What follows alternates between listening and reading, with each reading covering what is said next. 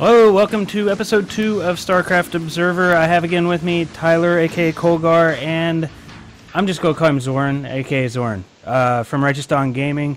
Sorry for being a few minutes late, folks. Righteous Dawn was actually just finishing up their event in a best of 9 in a team tournament, so we kind of had to wait and see how that panned out. So, I guess, unless, Tyler, did you have anything? Do you guys want to say anything at the start of the show here, or? Not really. Let's get started. All right, let's jump right just into happy to be back. Yeah, actually, it's I can't believe it was just a week ago, but at the same time, it's like, you know, it's kind of one of those. Feels about right. Yeah, it's just one of those weird things. Like, it seems like it was a lot longer ago, but then again, I just finished uploading the episode. You know, it was like a day or so late that I uploaded the episode, so it's like, it didn't seem like it's been quite that long. But let's go ahead and kick it off.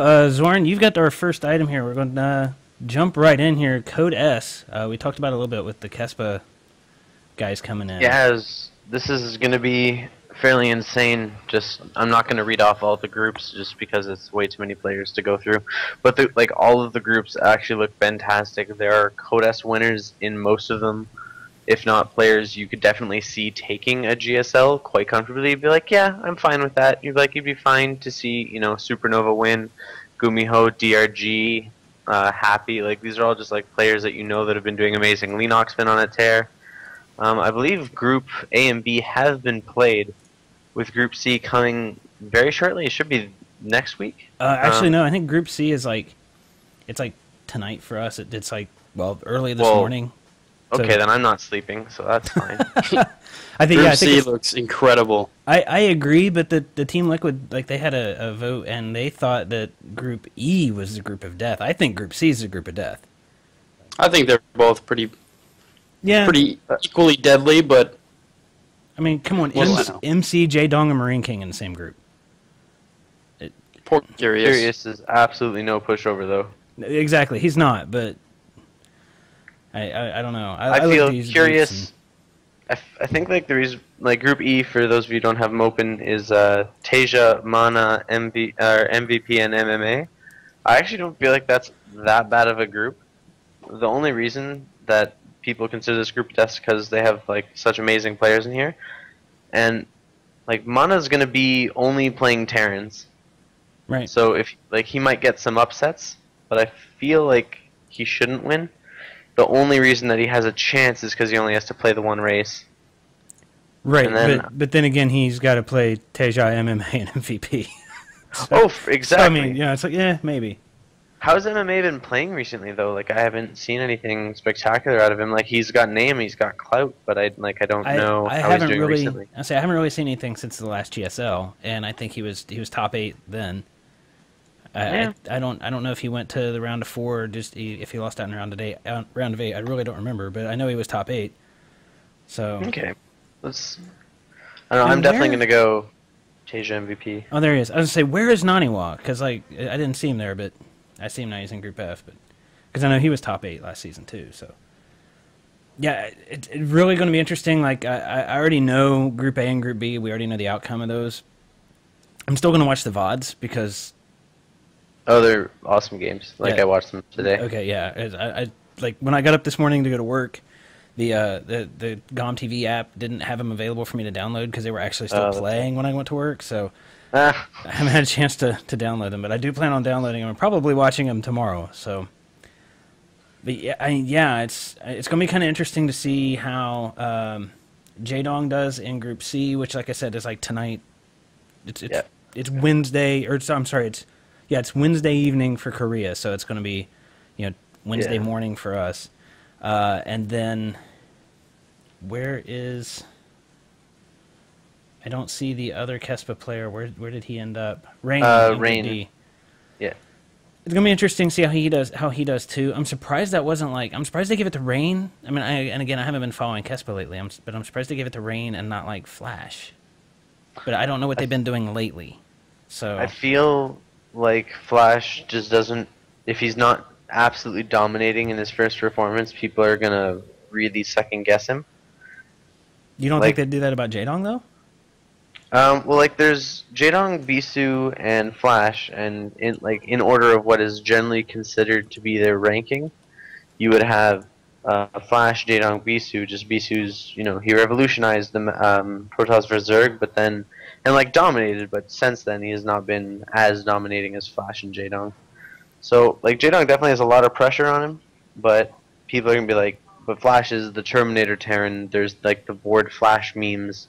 There's so much. And then obviously, you know, Terran OP, so. Yeah, right. Yeah. Turn a piece. Says the Zerg player, right. Hey, Started. if you read Mr. Blizzard, the matchup still sways in Terran's favor. Right, which actually is that's like the perfect segue into the next news item. Actually, that's pretty good. You're like a natural at this, dude. You'd think I've been practicing. Yeah. So yeah, David Kim did go on record again. The last time I think we saw anything out of him posted anyway was right before the Queen buff patch. Yeah. So that was right before 1.5. Then he went on the record and basically, yeah. Where do you stand on this? How do you think? Because to me, it's like I kind of think, thanks MMA and MVP, thanks. And that's what a lot of the TL community say too. So I'm kind of curious as a Zerg player where you stand on it. Take your time, because I've got a lot to talk about. So. All right. Well, here's generally how I'm feeling about this. So people are always saying, yeah, but that's only like the top 2 guys. That's only the top 2 guys. Like, you know, not everyone is that good. I'm like, oh, let's not forget ranking. Oh yeah, okay. Let's say there's like 10 guys who could like, you know, beat Zergs consistently at the highest level, and then a lot of people are complaining. They're like, yeah, but that's those guys. They, you know, it's their job. They practice all the time. Like, yeah, and that's what you want to watch. You want to watch the best players, and if the game is balanced at a gold level, then it might be a really, really terrible like pro scene, like absolutely atrocious. Because like if you just left the game unbalanced because, well, not everyone's that good, the result is just a bunch of Terrans who get that good winning everything because the game is just fundamentally broken. So that's why they need to make all these little changes, because play will improve. If you watch GSL's, like if you watch the first GSL, the play is terrible. Like there's just bad builds, bad decision making, no transitions. Like just people don't know stuff, and we still don't know a lot of stuff. So I say any change that happens until they stop adding new units into the multiplayer is just going to change metagames, and people should stop QQing as much, because it's going to change again in another couple months, and again in another couple months after that. Yeah, I'm like, part of me thinks people like Marine King, you know, those GSL Terrans, I don't know, when did that patch come out? Like, it came out before Memorial Day, so it came out in May, right? So I kind of figured they should have adjusted by now. It's August. It's September. And they have. That's how you have the new Hellion. Look at this. There's people were like, all right, so I'm gonna invest a lot into my creep spread, and they were doing these 6 queen openings, and then people were like, oh, I can just crush this, and they found little timings like with barracks and moving out with 7 Marines, something you would never move out with 7 Marines. Against a third with no creep, and he's only defending with lings and drones, you can actually kill that base sometimes. Like it's. Yeah. I don't know. I guess my thing is like when that whole you know, and I know it's been said before, but it seemed like as a spectator, it seemed like it took that queen buff for Zerg to realize, hey, I should build 4, maybe 6 queens and spread a shit ton of creep. Yeah, and now like no one did that before. Exactly, and now and there's gonna be like, well, there's that one guy, and it's fine, and good for him. So you have the situation where Terrans have now started to use Ravens and Hunter Seeker missiles specifically, or primarily, to deal with this late-game army. And now they're buffing those, so they'll get used more. And then people are like, oh, Ravens are so good. But like, yeah, but you gotta get a lot of them. And we're like, yeah, but you're talking about dealing with our Broodlord army, so it's gonna be late game anyway. And it just gets this whole big thing. But even now, like, you haven't watched the GSL games. Tasteless and Artosis actually specifically talk about this, and Artosis says, yeah, well, actually, now that everyone's kind of calmed down and no longer does any of this silly 6 queen opening, we get back to seeing the metagame shifting to getting fast speeds and just like new things. It's evolving yet again. It's going through another evolutionary stage, as well as people are going to be focusing more on their macro and their mechanics with the Heart of the Swarm coming out, because any cute tactics aren't going to work when maybe a swarm host completely stops your really secretive, chrono boosting a couple gateway strategy, and then you just run into be like, oh, it turns out if Zerg scouts that, a swarm host will absolutely crush that, and then you lose the game in a counterattack. Like, we just don't know what's going on. Right. Well, we also don't know. I mean, to kind of go back to the Kespa guys, like those guys kind of became famous. Well, they were famous before, but they kind of really made a name for themselves by changing the metagame. Yeah. So we don't know what they're going to do to the metagame by joining the GSL. And we also don't know, like, it's not in our show notes. I know it's a little off, maybe a little bit off topic, a little bit off the script, but there was a huge write-up on Team Liquid today about, I think it was today. Yeah, I'm pretty sure it was today. Yeah. Or recently, at any rate. Yesterday or today, about how they think in 6 months from now, Kespa's going to bail out again of GSL. Really? And they kind of settle up as to why, and it's like, well, they've got all the, once their players get the GSL fame and they get the fame overseas that the GSL is going to give them, then they realize they've got the power and they're just going to pull their players out. And I don't know who's going to win in that regard. It's going to be interesting to see play out. It's going to suck to see it play out too, because I'm going to want to. I don't want to see that happen. So. Yeah, and we're going to want to watch both, and then the way that it works is subscription only. Basically, like if I don't have a GSL pass, I'm not going to wait out till 4 a.m. to follow the tournament. Right, and which I don't. I wake up at 4 a.m. to go to work. I don't wake up at 4 a.m. to watch Starcraft. I wish I could wake up at 4 a.m. to watch Starcraft, but yeah, no, or if that was work, that'd be great.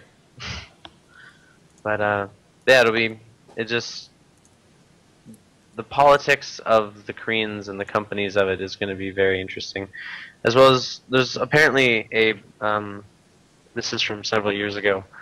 But Artosis was saying this is very common. A lot of head Korean companies like to get together, have lunch, say everything's fantastic, and then nothing changes for another 6 months, because then the real negotiating starts, a couple months after that. Right. So we don't know how long they've been discussing this deal and whether a plan to pull out has already been signed or. Right. True. Just way too much hidden information. Too much smoke and mirrors. Yeah, Tyler, you've been awful quiet. We've been kind of just going, so. Oh, okay. Anyway, I don't know where the hell you guys went with your conversation, because I ended up zoning off, but I'm going to go back to Zerg being imbalanced as shit in one matchup. Now, when I look at the rest of the game, I'd say that, alright, I'm a competitive FPS player, and when I come, actually really in any competitive game, the whole point to make it competitive is to make it balanced. And let me clarify something. There was a time before when StarCraft 2 was not very balanced in plenty of matchups. Oh, for sure. I think that they've done a great job in evening it out, but there comes a problem, that ZVT. Now, I'm not saying that Terran can't win. It's been proven that they can, through GSL and through other games, but I'm just saying that the Zerg is obviously the favorite in any of those matchups. I mean, when you take out MMA and MVP and all that kind of shit. But what you need to do is you need to think of, MMA and MVP are not the competition in this game. I mean, you have hundreds, maybe nearing 1,000 pro players on salaries that, okay, that's actually pretty hefty. But, players who really want to compete in this game, and Zerg, their matchup. Like one of our players, Agna, he has expressed his discontent for the matchup with TVZ, and it's just they need. All right, I read this article and they were talking about maybe nerfing the creep tumor, maybe. Like that's not going to solve anything, And I agree. I agree that as the game shifts and Heart of the Storm's release, it doesn't make much sense to change it now. The question was, why didn't they do it before? I kind of think maybe they didn't have enough data. They didn't really, when they had that thing out on the PTR, when they had that patch out on the PTR, they really didn't test it for, even a week? Yeah, it was kind of just ignored. So, oh, my bad, guys. I kind of think they just didn't have enough data. And I think they pushed that patch out too soon, is what I'm saying. And, it comes into question. It's like, all right, so they didn't have enough data, but when you look at, I don't actually. There's no game company that I know of that does it, but you have hundreds of pro players at your disposal. Ask them. They have console for you. Don't do it all by yourself. Blizzard makes great games, but they have this huge issue with balance. The same thing is in World of Warcraft. The arenas are so fucking imbalanced because they need to make it so that it's okay for PvE and PvP because you're going to have a character that does both. So it's just been a mess. Yeah. And you need to bring people in that know what they're doing and know what works and what doesn't. And I don't know. At the same time, I don't envy anybody that has to balance any game, especially something that's played professionally. Oh, exactly. You'll always get those kids that cry that. I mean, you see it every game. Anytime someone's beaten, say you're just watching Idra play some Randy Pandy and he beats a Protoss, they're gonna say Zerg's overpowered. You're watching a Protoss and he beats a Zerg, and Zerg's gonna say Protoss is overpowered. You're always gonna get those little kids that are super upset that their favorite player lost, and you can't take those opinions to heart. But you gotta do. I honestly think it would be a great decision for them to bring in pro players to help balance a game. They did. They brought in Dark Force and a bunch of other folks, but everyone was like, bring in half of Korea. I mean, yeah, really. Bring in MMA MVP. I'm going to bring in Joe Snuffy, who plays at a silver level, and I mean, I'm not saying Dark Force plays at a silver level, but you know what I'm saying. It's like, get for sure. These people who are top tier, right? Because that's where all the competition is. That's where the competition you want to see is. It's top tier, and unfortunately, there's never, ever, ever, ever going to be a balance in a game that is both casual and competitive. It's just not going to happen. No, I'm pretty sure I agree with that full force. I mean, you can get close, but you're never actually going to get fully balanced. I totally agree with you. I think that what's going to happen with Star 2 is exactly what happened with Star 1, is the casual will eventually leave. And there will be players and there will be spectators, and then people will be like, I play technically. Like, ask a lot of people, oh, did you play Blood War? They're like, kind of. Meaning like, oh, they played the custom. I played a game of Brood War once. It was tower defense. Yeah, exactly. Like, and that's very common, and that's what, like, when I first tried to get into Brood War, it was, the metagames had been so evolved that if you weren't playing at a master level, there was no point in being on the ladder, because you were just, you couldn't keep up. And, like, I don't know, I just think the casual player will eventually just have to accept the fact that they're a casual.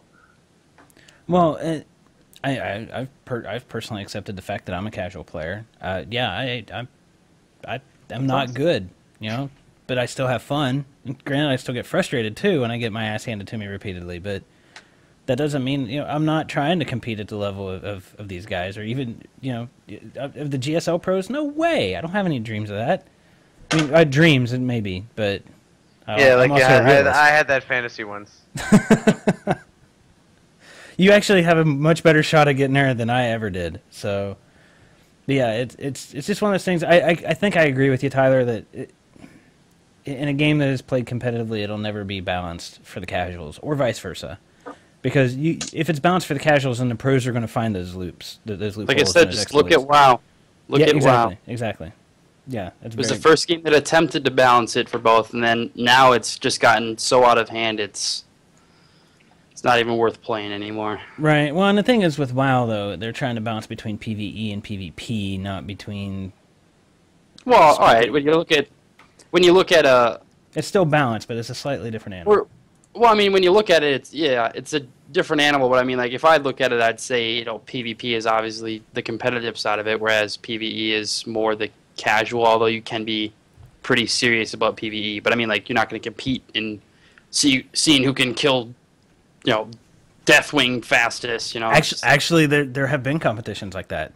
I mean, there's always, when a new tier of rating comes out in WoW, there's always, like, the race to the world first, right? Always. Every tier.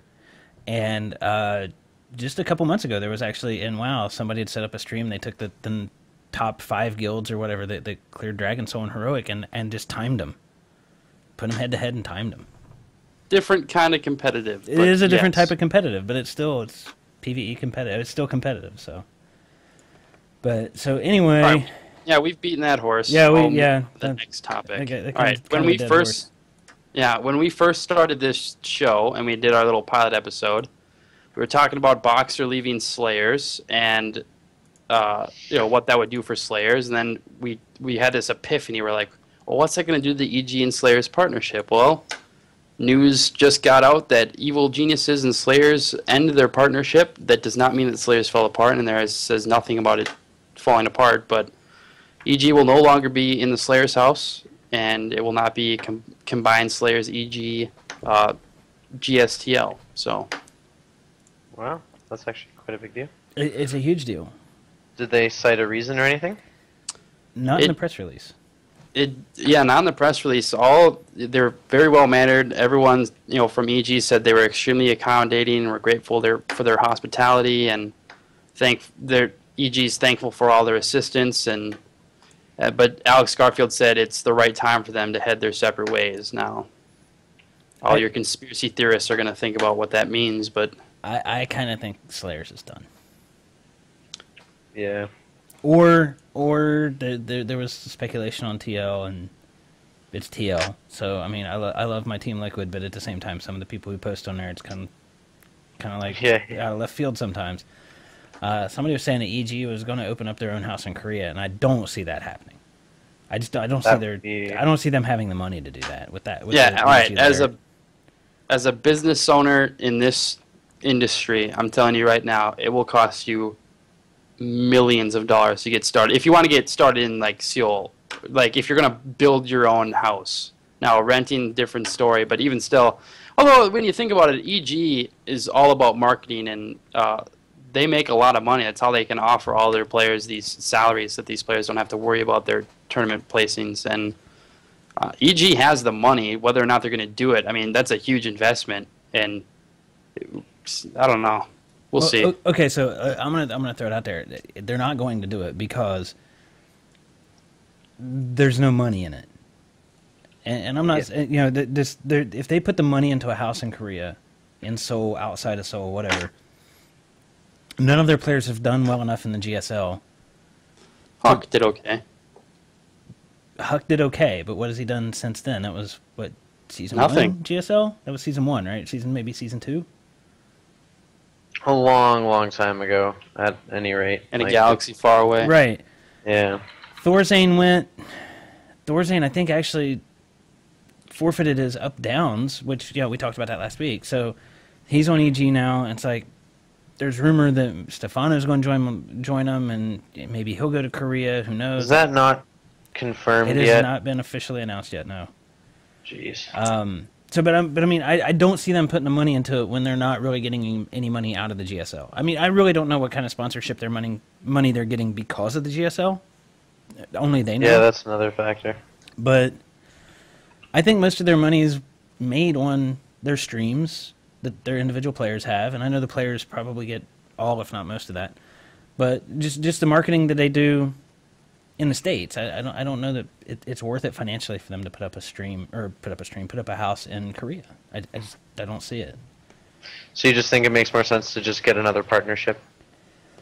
Yeah, and actually, I read on the forums on TL that like Huck isn't even staying in the Slayer's house. Like he's rooming with other players. I thought it was, yeah. He's not even staying in the Slayer's house. I don't know where Thorzane was staying when he was. All right. So from my point of view, if I was in Alex Garfield's position, you're like, who else? All right, Slayers was a top tier team. They won team leagues. They've done great. They have top tier players. Of course, they're Koreans, but who else? I mean, most other teams have partnerships. So, is it the wisest financial decision? Maybe not. But renting a house in Korea wouldn't necessarily be that big of an investment. I mean, all right. So if you're going to start dumping money into a house in Korea, you better start doing something with it. So if they do sign Stefano and they do get a house in Korea, then send your players over there instead of just. Stefano was just there, which doesn't make sense. Right. Yeah, I don't know, but you got to remember also they have Koreans too, so. Right. Yeah, this is true. This is very, very true. But then the other thing that we haven't brought up is with Slayers maybe getting ready to fall apart, maybe merge with SK Telecom, since that's where Boxer went. That'd be they're unreal. not going to take all of those players. There's no way SK Telecom can absorb all of those players. Maybe they're planning on picking up some more Korean players and starting a Korean house. Who knows? I still don't think it's worth it, but I guess it's possible.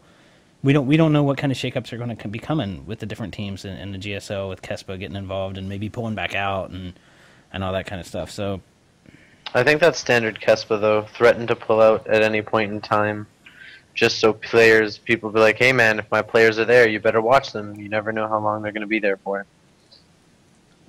Yeah, you're probably right. And based off of everything that I know of Kespa and everything I've read of Kespa, yeah, I kind of think you're exactly right, actually. But so is this a dead horse? Can we stop beating it now? Yeah. Yeah, might as well. I mean, we got the point across. I think so. All right, so this is a little topic, and I can't wait to get your guys' view on this, really. There's been a player relatively popular in the Starcraft community. I honestly, I don't know why. I think I know why, but Destiny and Root are no longer affiliated anymore. Destiny has gotten himself in trouble a few times.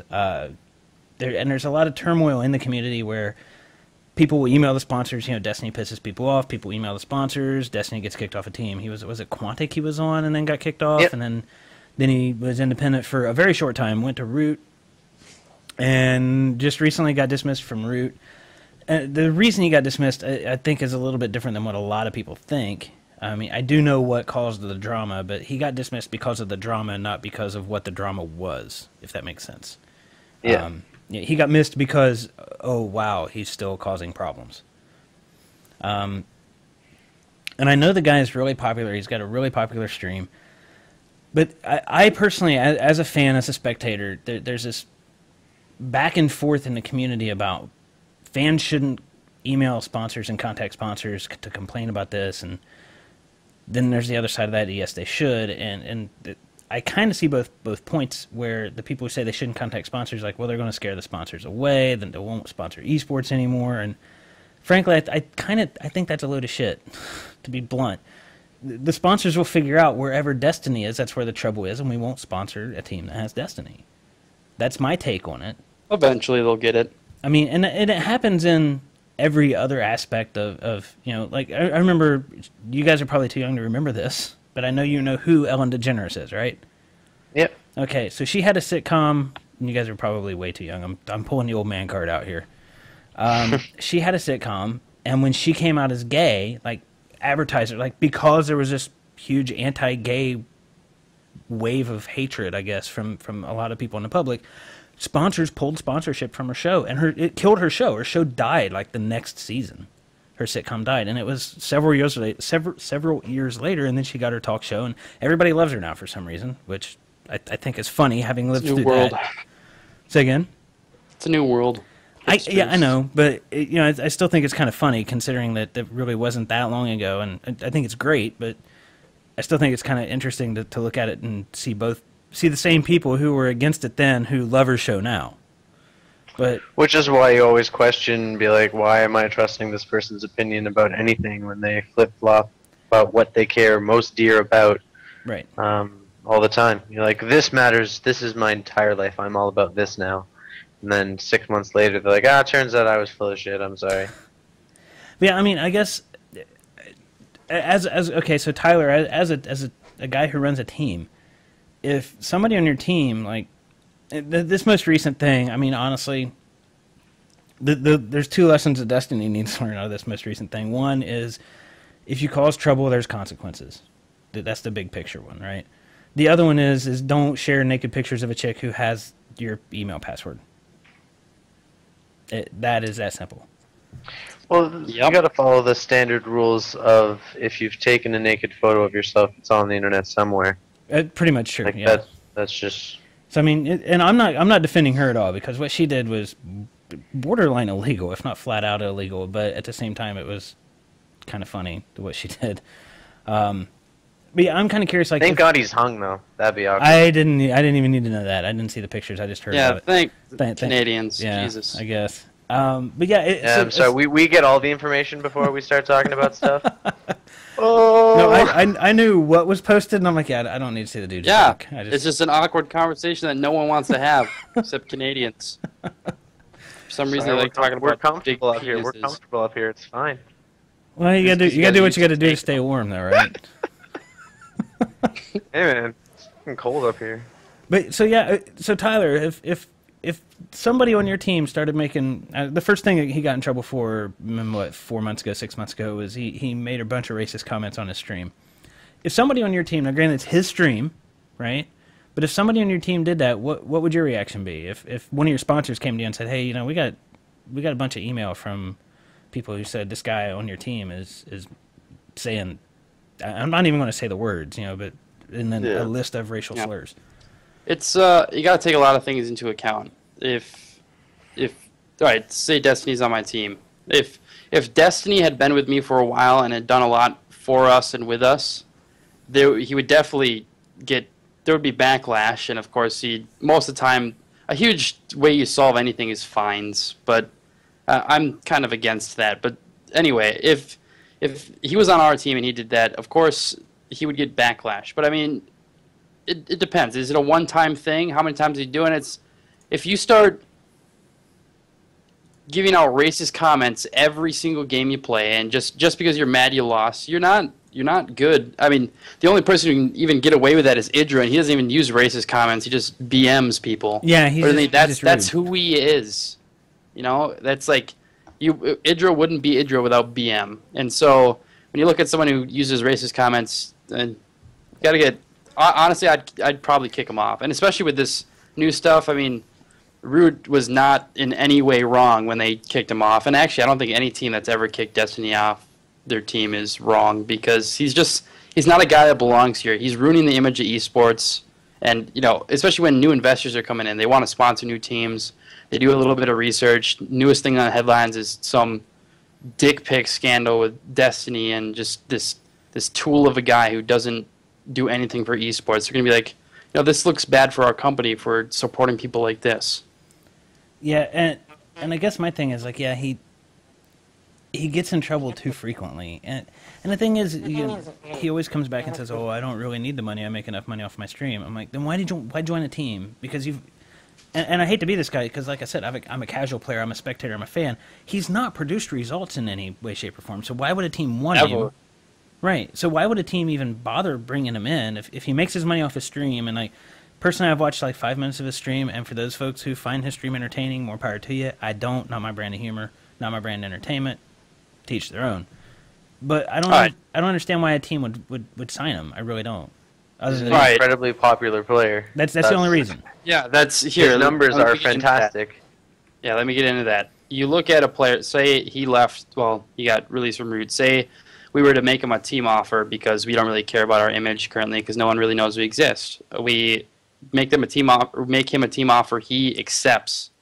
What that would do for our marketing, advertising, and just, I mean, all right. So if we get new sponsors in that haven't heard of Destiny and his shenanigans, then we're making some serious money. And Destiny starts pulling off this shit, and it pretty much gave people a jump start. I mean, look at Root. Root is like the team that no one ever expects to do good, and now they're producing results. They have fans. They're getting sponsors. They have money. Am I going to say that Destiny got them that? No. But I would say they're getting fans and sponsors because Vibe won the U.S. and came in second in North America in the WCS, not because of Destiny. Well, I'm not saying because of Destiny, but what I'm saying is when you look at Root from before Destiny joined and then to the point where right before they started actually winning things, the numbers have increased exponentially with the amount of fans and stuff like that. And Destiny was part of Root beforehand.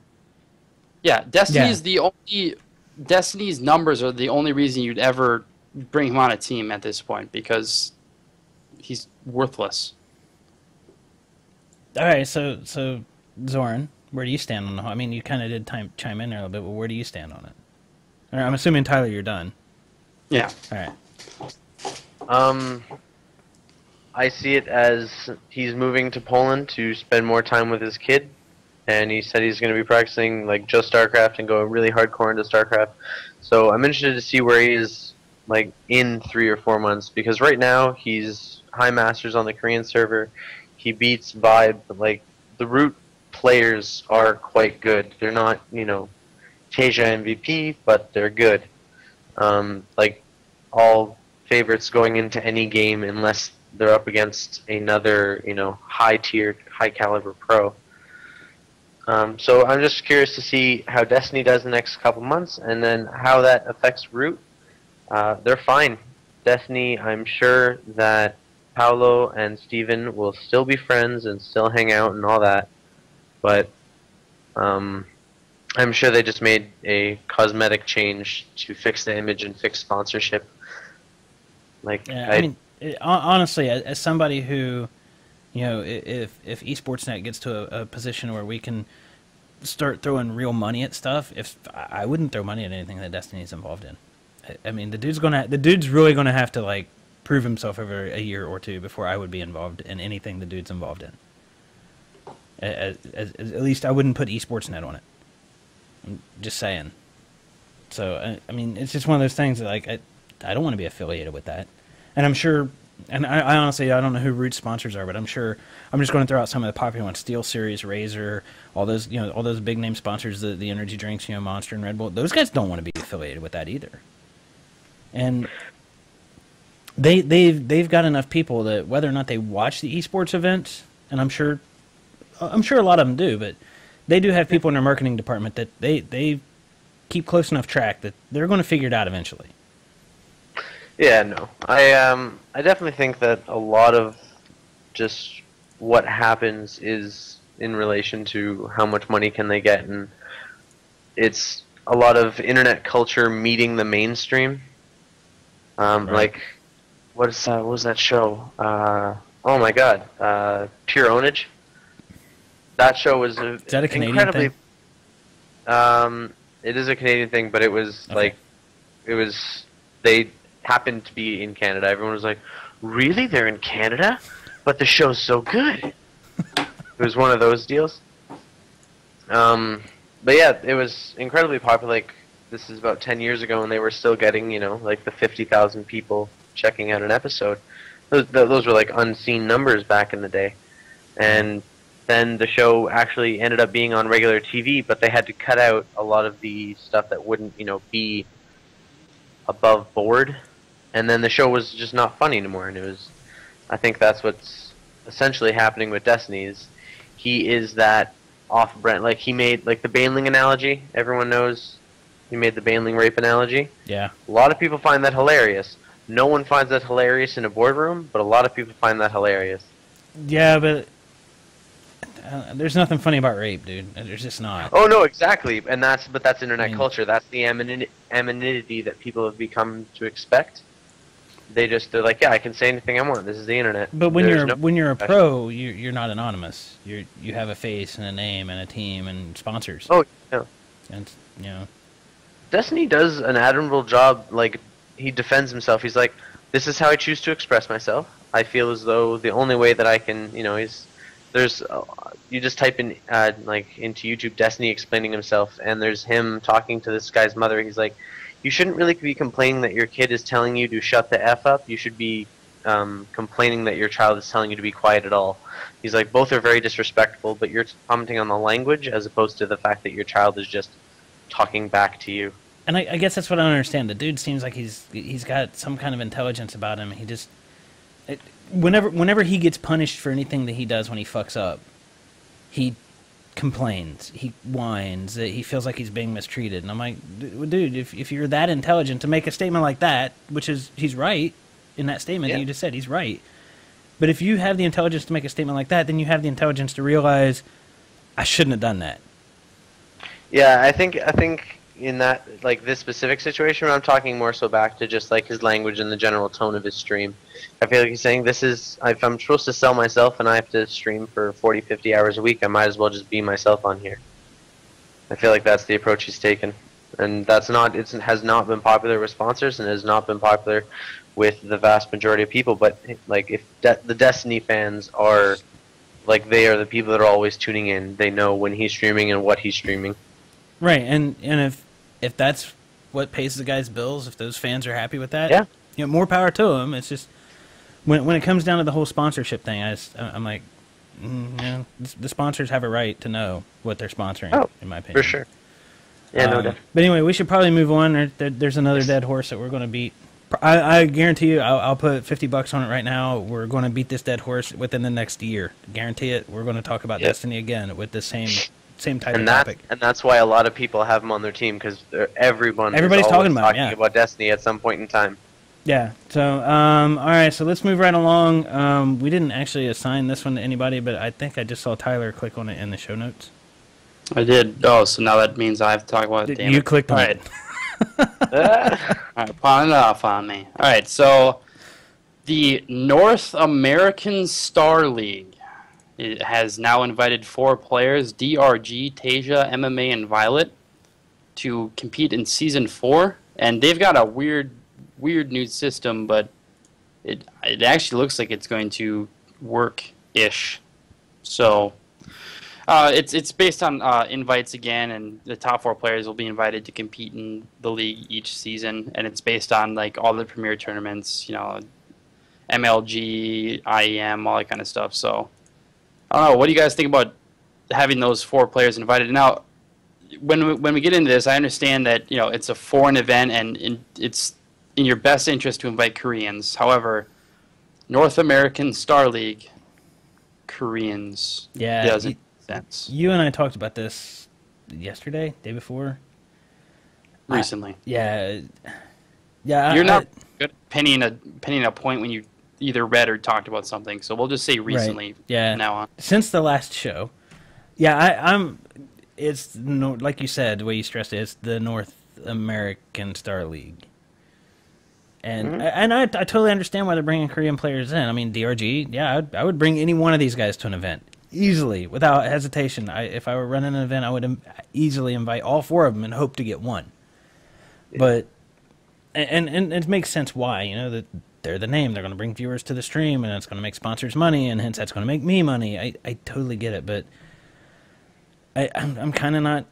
There's a league out there that's not plagued by Koreans that we will not constantly lose. Right. I recently saw this little picture about, everyone's like, foreigners are doing better. And then you looked at the picture, and it shows, like, of all the recent top events and how, like, 6 out of the top 8 were Koreans, and 5 out of the top 8 were Koreans, and then 8 out of the top 8 were Koreans. It's just like, all right, so we may be doing better than we were before, but holy crap. Like, can we have one league that does not have Koreans in it? That's all we're asking. Well, I mean, like, MLG was the top 7 were Korean? This past it was MLG? 14 out of 16 right. were Koreans. Then it's Stefano and then Sasquatch. Yeah. It's like, and like I said, I understand why they invite these players. I really do. And I want to watch them play. But I guarantee you, we just saw 3 of those guys are going to be in the top 4 at least. That's my take. But at the same time, like, you don't want to have.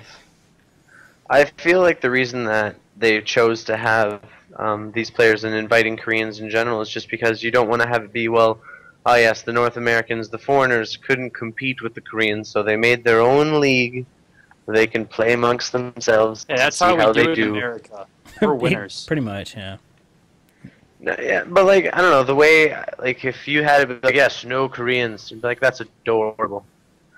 And then there should also be no Europeans. It should be either North American only, because it can't be, everyone but Koreans, or everyone except players who are really, really good. North American Star League. All right, so let's say that NASL is not exactly the tournament that would all of a sudden just, bam, switch to only North Americans. But if there's a league out there that says, so say NASL wasn't around right now and someone wanted to start it, if it's going to be the North American Star League, make it the North American Star League. Yes, that means no Europeans.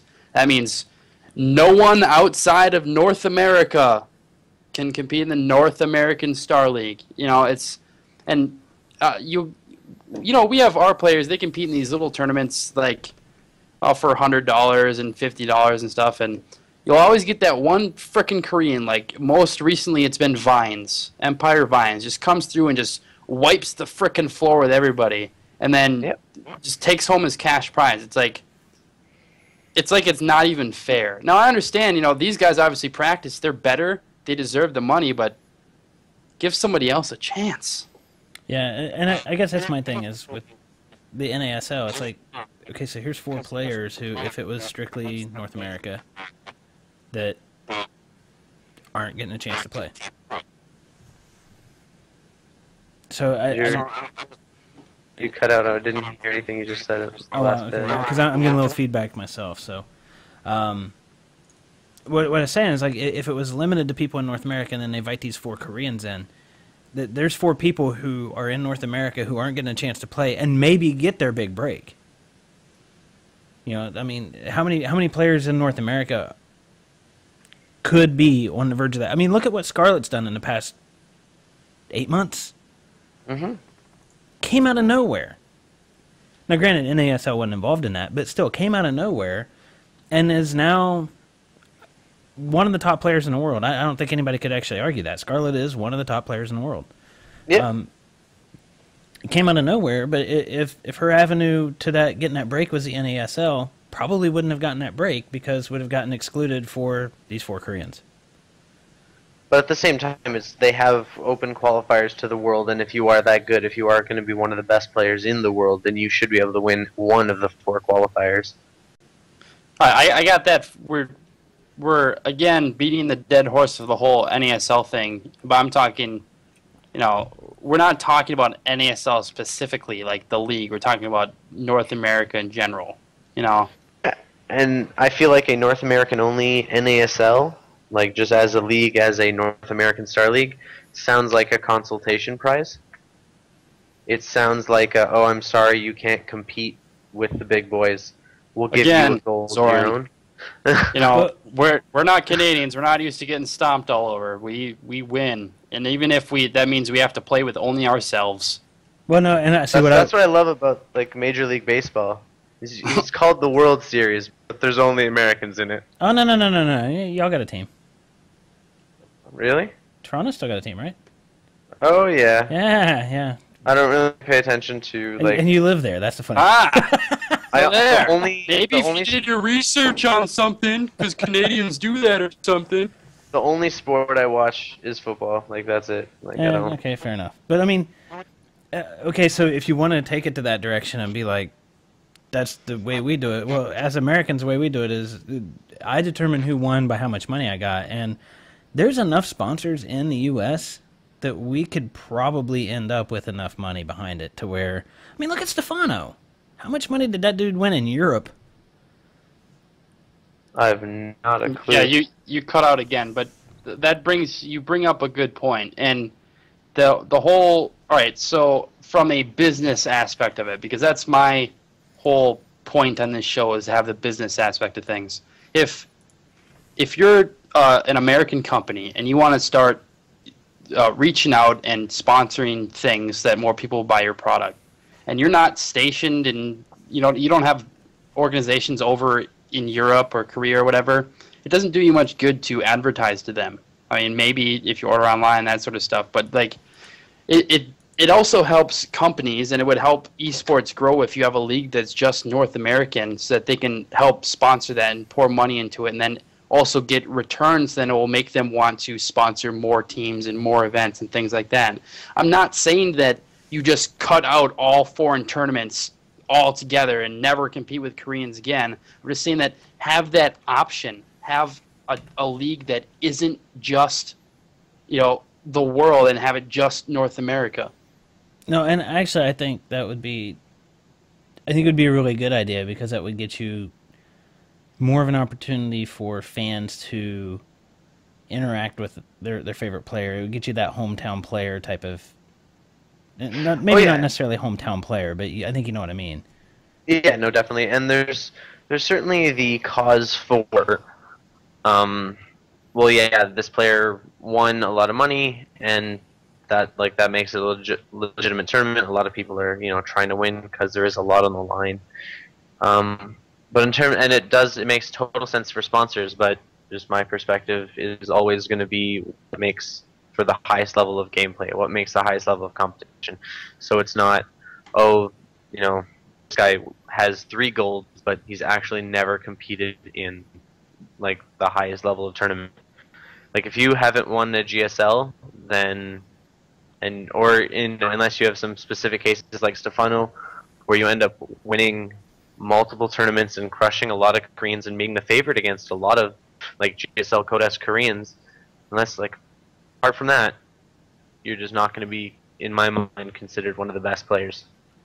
And all right, this is the final thing I want to say on this, and then regardless to any rebuttal, I won't talk about it again. But just going back to it, it's like I understand that it may not be the wisest thing for the competitive value to only have a league from North America, but yeah, esports is still in its infancy stage and it needs to grow. And North America doesn't know enough about esports, and having a circuit a little bit more involved than MLG, because MLG flies these foreigners out and they can all compete in it.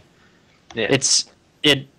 It's better for esports in North America. It's better for esports in general just to grow, and it's better for companies that want to invest in it. And it, like I said, it would not mean that you have to cut off any other tournaments from around the world. Just it would be nice to have that option. Oh yeah, no, I agree. And yeah, I totally agree. I think part of the reason I think part of the reason esports hasn't taken off in the West, I would say, but primarily in North America, but in the West, is because most of the people I know who look at it, they're like, oh, well, I wouldn't stand a chance at that. I don't live in Korea. That is their honest initial reaction is, I'm not Korean. I don't live in Korea. I wouldn't stand a chance. So, which doesn't really make a whole lot of sense because we love our baseball, we love our football, and I don't want to step foot on the field with those guys in the NFL. I really don't, because I'll get killed. Just like I would if I stepped in the game with anybody in the GSL. But I don't know. I think maybe that's part of this. We can't, as Westerners, we can't identify with the players, like because the culture is so different between Asia and the West, between the East and the West. The culture is so different. We can't even identify with these players on a personal level, like we could with some kid who grew up in the inner city and got a scholarship to play basketball in college and then went to the NBA. We can. On some level, there's parts of our society that can identify with that guy, and we can't with that dude who grew up in Korea, who grew up in Seoul playing video games. But if it was a North American thing, maybe these folks who grew up in the West and made it to be professional players, yeah, maybe they're not. People play basketball all around the world, but the NBA is still the pinnacle of basketball. I don't like basketball, but I'm using that as an analogy. People play baseball all around the world, but Major League Baseball is the pinnacle of baseball around the world. People play soccer all around, football for those of you who aren't Americans, but play soccer around the world. I don't know where the pinnacle of soccer is. I would want to say it's in Europe. Yeah. But it could, I know India and Pakistan, well, there's all over the world, right? I mean, you got South America, but too. You have the World Cup. Right. You have the World Cup every 4 years and the Euro Cup. Right. So, I mean, there's no reason that North America couldn't have their own league. It just wouldn't necessarily be considered the pinnacle of StarCraft or the pinnacle of esports. It would still be GSL for StarCraft. And in some ways, we've got MLG, but it's still dominated by non-Americans.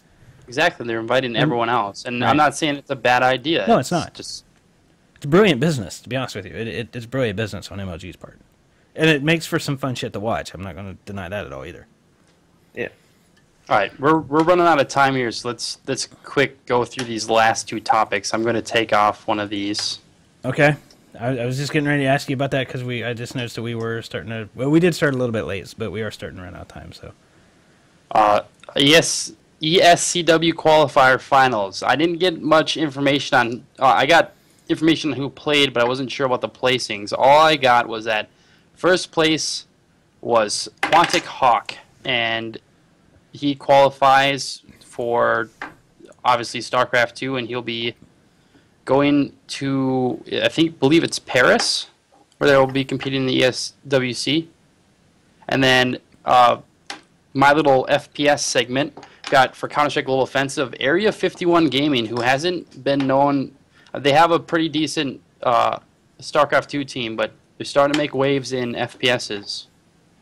They qualified for Counter-Strike Global Offensive. They qualified for which event? ESWC. Oh, okay. And speaking, unless you wanted to go more on this. Nope. Okay, I wanted to ask you about FPSs since that's your bread and butter. MLG just announced that Halo 4, they were going to have a Halo 4 thing at Dallas. Where do you stand on that? Because I know that's where you used to play your FPSs. Like, you used to be a Halo player, right? Kind of, not really. I played a little bit. I was going to get into it competitively for a while from the lull after Comet Arms and before Counter-Strike Global Offensive, but I just said fuck it because it's ridiculously hard to get into. But I think it's going to be great. I think Halo was one of the major cornerstones in making MLG successful, and I think not necessarily that MLG owes it to the Halo community, but more so like the Halo community did great things for them, and I think with all the bitching and little kids complaining about Halo Reach, I think Halo 4 is going to do a lot for them, and I think it is a wise decision. It's going to be a huge game, and it's very well anticipated. So do you think? Like, I think I put this on Twitter right after that announcement. What I put on Twitter was, "Hey, Halo folks, this is your last shot to prove to MLG that Halo can be viable for them to put on their stream and include in their competitions." Because the reason they dropped Halo is because it wasn't making them money on the stream. Well, and yeah, I mean they had great crowds. Like at MLG Columbus this year, they had a great Halo crowd show up, but they claimed they weren't making money. They didn't get the views on the stream, which is where they make their money. So do you think this is maybe Halo's last shot with MLG? I don't know. I guess it depends on how much money that MLG is going to put into it. If you're going to have these gigantic prize pools like they were putting on for Halo, and it was much akin to Starcraft after you split up the money. So if they're going to put these huge prize pools out, probably not. It's probably not going to give them their numbers, but there's never anything wrong with hosting a tournament and just having a little bit of money, enough that's worth coming out for a few thousand instead of the 100,000 national championship and all that kind of stuff. Right, and not to just drastically change the topic, but something Zorn just put in our Skype chat, and I was hawking this hard before the show started. Heart of the Swarm beta just went live. Yep. Yeah, I'm still like, I don't have my authenticator in front of me, so I'm like, I'm going to log into my account and see if I got the beta, but yeah, sorry, I didn't mean to cut you off there, but Heart of the Swarm beta just went live. So yeah, it's if you want to check it out right now. Yeah, Drewby's playing random right now. Oh, really? It's they gave them out to community VIPs. Okay, so probably the rest of the players will start getting them in the next few weeks, is my guess. Then, if they went out to VIP, if they went out to green posters, because pros have got them, press have got them. Yeah. So if it went out to those guys and green posters, then probably in the next few weeks, if they roll this out the way they did the WoW beta for the recent expansion, it's going to be in a week or so. They're going to start rolling it out to everybody else. So it's all right, Zoran. Sports Canada guys for mentioning that. All right, Zoran. Last topic. Fly through it, man. So the team Infinity 7 has picked up the Canadian player Coma. Is Terran. They had just recently got rid of their other Canadian, now formerly IS Echo. I don't know any of the reasons why he left or if they asked him to leave or whatnot. But either way, a Canadian will remain on Infinity 7. And he's such a young kid. I remember seeing him at NASL, and I was just like, you lost, you short, he's a small dude, he's young, and you're just like, you look out of place, and then you see him in front of a keyboard, and you're like, yep, you definitely belong here. I'm sorry that I put him in my mouth earlier. I think it's always a great idea when you find young players like that that are already competing at a high level, because as they grow and as they mature as a person and as their mind matures, they're just going to get better and better. And I think it just it goes with anything. Anything you find a child prodigy in, you're going to, they're going to go places. And I feel like Coma's going to. Well, especially, at 21, he will have had 6 years experience being a pro. Yeah. That's insane.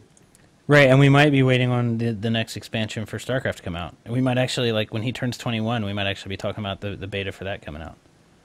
There we go. That'd be intense.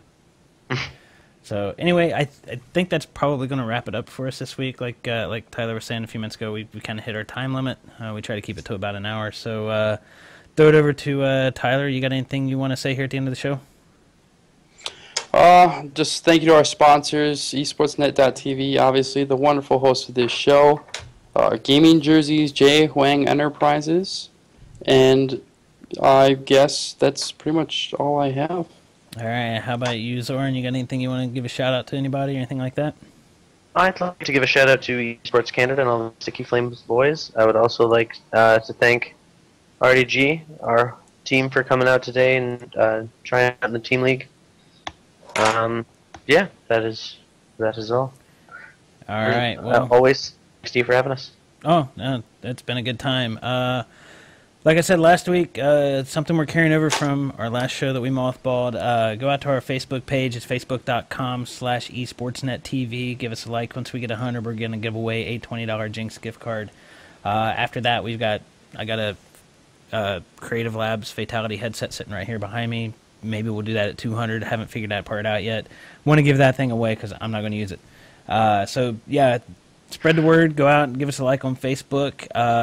Until next week, I guess we'll be back here same time, 9 p.m. Tuesday. One more thing. Yeah. Ladies and gentlemen, tomorrow I'm moving to Washington State to the Righteous Dawn Gaming Counter-Strike Pro House. I will have better internet, a better webcam. You'll actually be able to see my face. I know most of you guys think right now that I am Batman, but unfortunately for the world, I am not. So, yeah, I'm looking forward to it, and you guys will probably get a little video tour of the house and everything like that. So yeah, I'm not. I was going to say I'm not sure we actually want to see your face, but definitely keep an eye on it's Righteous Dawn Gaming. RighteousDawnGaming.com, right? Is that where you're going to post your tour when you put it up? Probably not.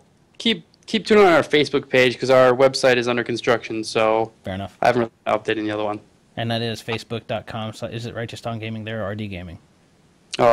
It's facebook.com/Righteous Dawn. And wow, I'm really bad at sign-offs because I forgot about that too.